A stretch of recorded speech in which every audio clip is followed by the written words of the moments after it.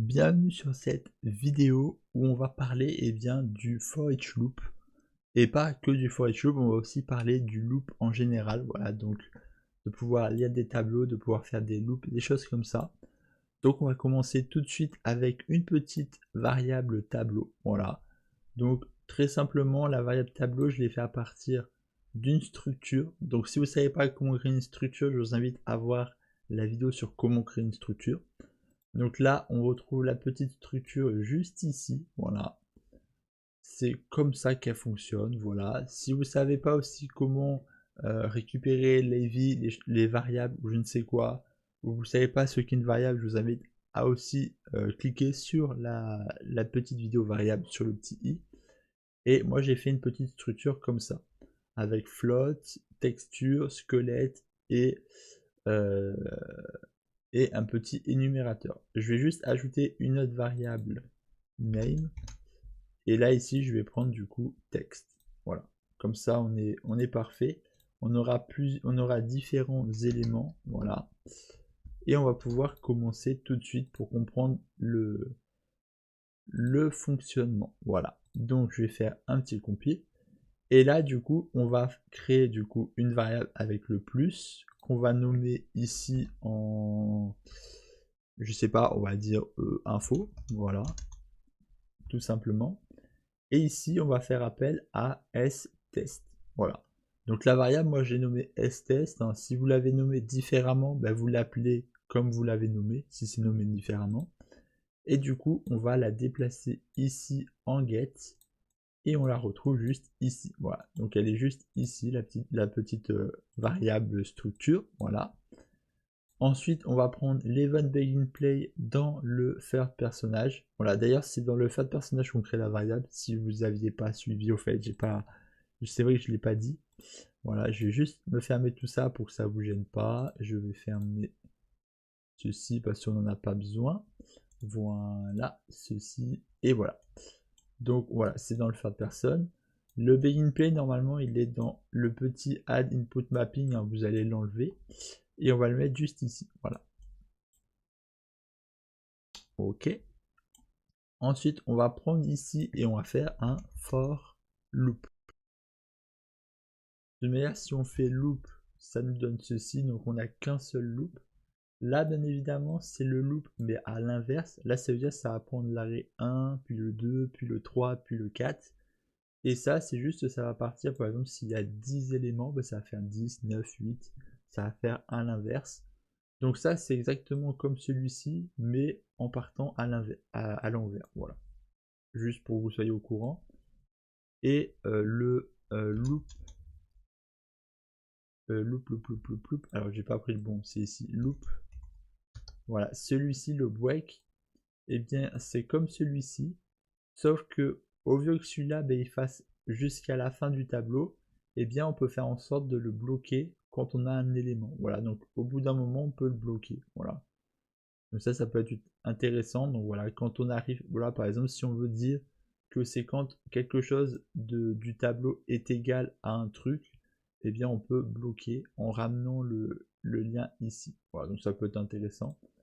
D'ailleurs, ce qui peut être le plus simple, c'est de faire un custom, par exemple, comme ceci, bloc, bloc. Et là, on peut mettre un truc spécifique si c'est pour une fonction spécifique. Et à la fin, on peut faire bloc, comme ça, à la fin, on peut appeler bloc et ça vient bloquer. Mais bon, là, on va pas trop se prendre la tête pour ça, là, il n'y a pas trop besoin. Je pense que vous avez compris, c'est en sorte récupérer un élément à la fin pour le ramener ici, pour faire bloquer. Ça, je pense que vous avez plus ou moins compris, donc je vais pas me prendre trop la tête. Par contre, je vais vous montrer du coup ce loop-là, et je vais vous montrer aussi le loop, le for loop. Alors attendez juste. Ouais, non, celui-là, non. Ouais, on est parfait. Voilà, je vais juste vous montrer du coup, voilà, ces deux loops. Ensuite, on a aussi, j'ai pas vu, j'ai celui-là, will loop. Voilà, celui-ci aussi. Donc ça aussi, c'est un loop, mais celui-là, il fonctionne avec une condition. Donc c'est un peu comme un booléen, par exemple. Si on prend booléen, je sais pas, non, booléen, excusez-moi, oula. c'est branch.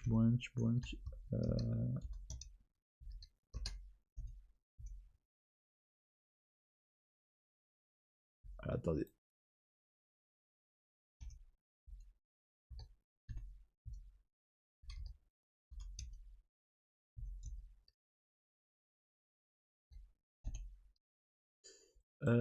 Pourquoi ça enlève point? Ah oui, j'ai oublié le R, tout simplement pour ça. Voilà, c'est un peu comme le branch. Là, par exemple, le branch, si c'est coché, c'est true. Si c'est décoché, c'est false. Bah là, c'est pareil.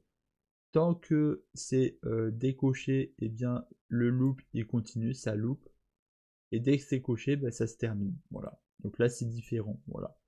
Voilà. Là, au lieu que ce soit, quand c'est coché, on fait une action. Quand c'est décoché, on fait une action. Et bien là, c'est tant que c'est coché, c'est pas coché, et bien on fait une action en boucle cette fois-ci. Voilà, c'est en boucle, en boucle, en boucle. Et dès que c'est fini, ben on fait une action finale. Voilà, très simple. Donc ça, voilà, je vais pas vous expliquer, c'est pas très compliqué. Ensuite, le for each loop, ben celui-là, c'est pas compliqué non plus. Là, c'est du premier index au dernier. Donc là, c'est juste pour dire, c'est entre, par exemple, on peut mettre 10 et 15. Ça veut dire que le premier ce sera le 10 et le dernier ce sera 15. Ce qui veut dire que là, ça va nous mettre du coup 10, ça va nous mettre ensuite 11, 12, 13, 14 et 15. Et là, ça peut être intéressant parce que là, du coup, on peut récupérer un chiffre. Donc là, on peut récupérer donc le premier loop. Alors, je vais vous montrer pour que vous puissiez comprendre. Là, je vais faire un print string. Voilà. Aussi simplement que ça. Et là, si je fais lancer, on voit 10, 11, voilà, 10, 11, 12, 13, 14, 15. On a vu que ça allait jusqu'à 15. Voilà. Et là, voilà, 10, 11, 12, 13, 14, 15. Ce qui veut dire que là, ça nous fait ressortir les numéros. Donc le 10, puis après le 1, puis après le machin. Et on peut faire par exemple un égal.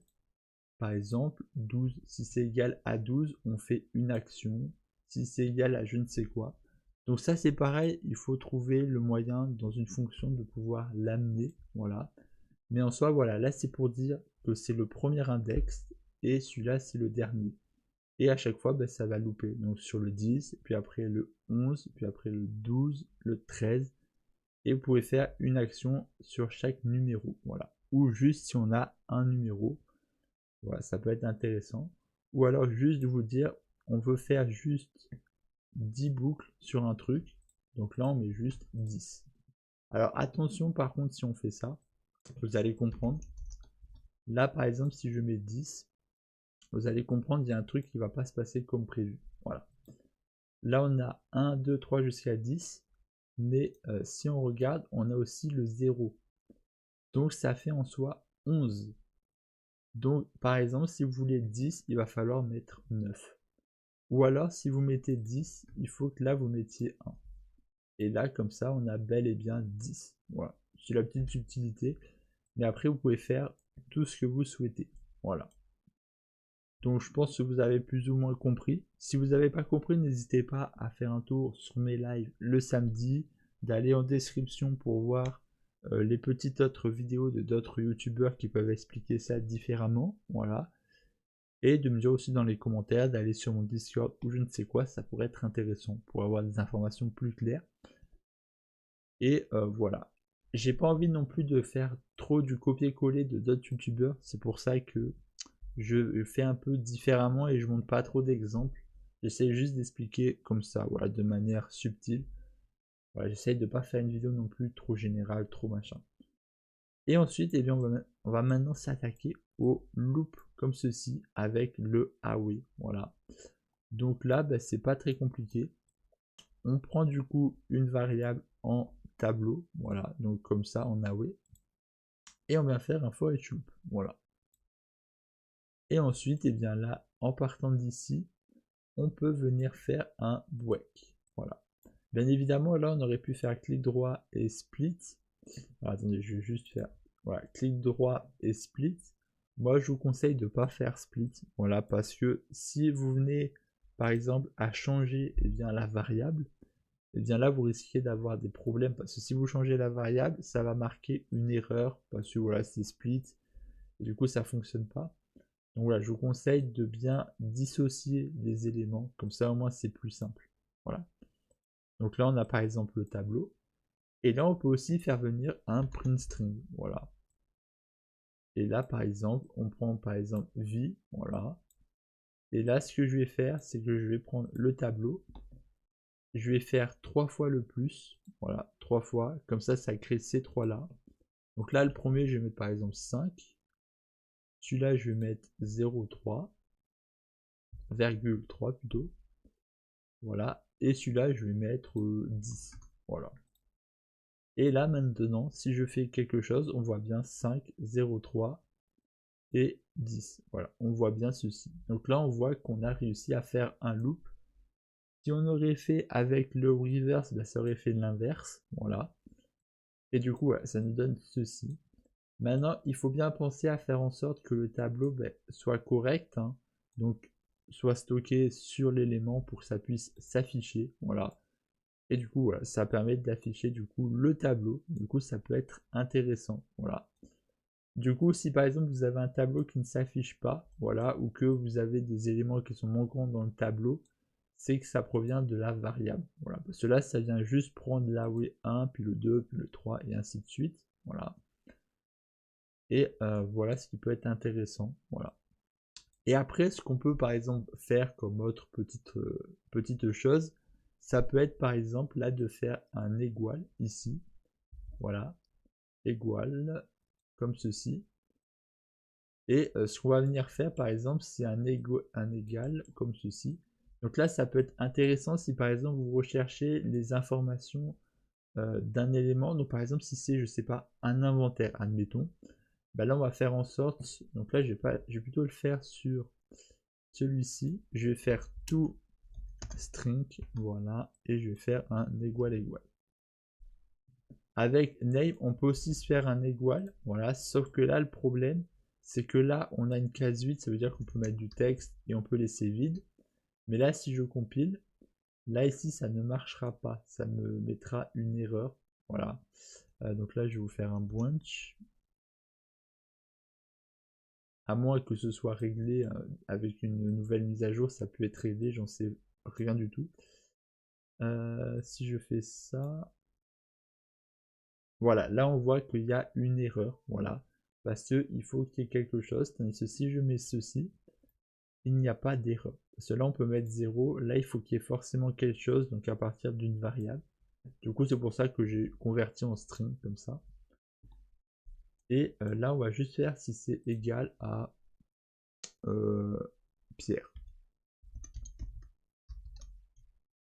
Et là je dis bien Pierre, la pierre, pas le prénom. Hein. Et là on va juste se dire que celui-là, bah, c'est Pierre. Voilà. Faites attention aussi aux majuscules. Voilà, si vous faites des majuscules, mettez majuscules aussi ici. Voilà, c'est très important. Et là, normalement, Pierre, du coup, ça va être le 0,3. Donc, on doit avoir que 0,3. Voilà, on a seulement 0,3. Ça veut dire qu'on a fait une action que si c'est égal à Pierre. Voilà. Et du coup, voilà, ça c'est aussi simple que ça. Après, bien évidemment, on peut faire des choses beaucoup plus complexes avec plein de choses. On peut même ajouter des structures dans une structure. Je ne l'ai pas dit dans la vidéo structure, mais je le rajouterai peut-être au montage. Mais on ne peut pas ajouter une structure qui est dans une structure. Par exemple, là, j'ai la structure et je crée une structure que je mets dedans. Voilà, donc par exemple, je mets une structure dans celle-ci. Et bien, la structure que j'ai créée ne peut pas reprendre celle-ci. C'est forcément, vu qu'elle est dans... Enfin bref, je pense que vous m'avez compris. On ne peut pas mettre une structure dans laquelle on est. Voilà. C'est aussi simple que ça. Voilà. C'est comme les poupées russes. Voilà. Quand on a une structure, voilà, ben, on a la grande structure, donc la grande poupée, et les structures en dessous, ben, c'est les plus petites poupées. Et forcément, ben, si on a une petite poupée, on ne peut pas mettre une grande poupée à l'intérieur. Voilà, donc c'est un peu comme les poupées russes. Voilà. Là, on a la grande poupée. Si on crée une structure qu'on met à l'intérieur, ben, c'est une poupée qui est plus petite. Donc, elle ne pourra jamais faire entrer cette structure dedans. Voilà. ça peut être une petite manière de comprendre. Voilà. Voilà du coup ce que je pouvais dire sur cette petite vidéo sur les for each loop. Voilà, sur les loops aussi en règle générale. Donc j'espère que cette vidéo vous sera utile et bénéfique. Et moi je vous dis à la prochaine. Bye bye. Allez, peace.